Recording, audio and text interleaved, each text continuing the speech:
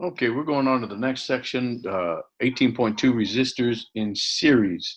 Uh, and let's share the PowerPoint. And you can see that here they have two light bulbs, they have their resistance. They are, in a sense, resistors. Two resistors connected in series to a battery. A circuit diagram for the two resistors and the battery is on the right. And you can see that there's really, as you come out of the positive terminal of the battery, there's only one direction that the current can flow. It has to flow out of the positive terminal into R1, into R2, and back to the negative terminal of the battery. So there's really only one current. And that's the thing about series resistor. There is only one current. It's an important fact to remember. So you have one current going through two resistors. Now the voltage drop across each resistor, delta V1 and delta V2, will depend on the values of R1 and R2, because delta V, which is the battery, is equal to I R1 plus I R2, which is equal to I times R1 plus R2. Okay, so that tells us right there that in a series resistor, in a series circuit of resistors, the equivalent resistance is just the sum of the resistors.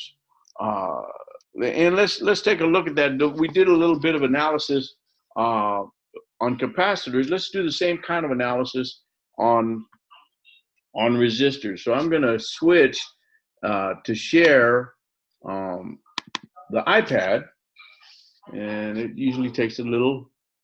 There we go.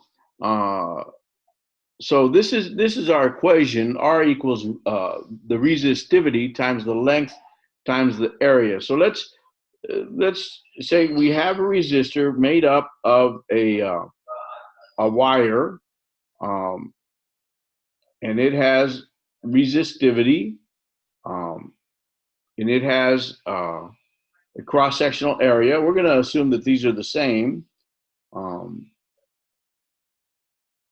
So what have we done?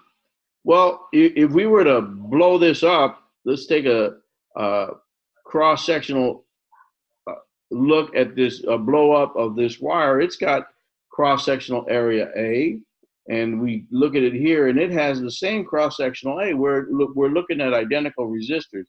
So if the cross-section is the same, this isn't changing. However, what are we doing? If we put two of them one beside the other, we've changed the length. We're adding the length.